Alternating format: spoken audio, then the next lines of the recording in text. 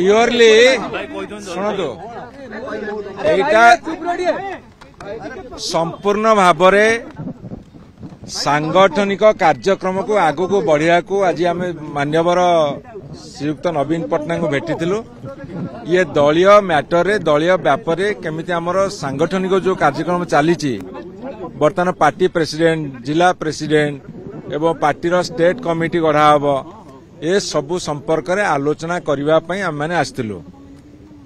आज संगठन को पुणी आउ थे जेहेतु आमर संगठन निर्वाचन चली एवं सांगठनिक कार्यक्रम चली से संपर्क में आलोचना विस्तृत भाव में कराई एवं पार्टी प्रेसिडेंट केवे निर्वाचित हेबे जिला सभापति माने निर्वाचित हेबे तापरे पार्टी स्टेट कमिटी गढ़ा हम ए समस्त कथा पुंखानुपुंख भाव में आलोचना करने आसलु।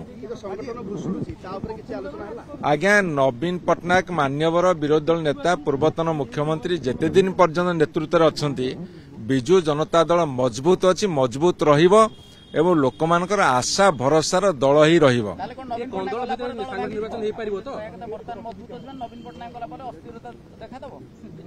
नवीन बाबू दीर्घ दिन धरी दलर दायित्व नहीं चलिए आपण मैंने एभली आशंका प्रकाश करवा ठीक होनी।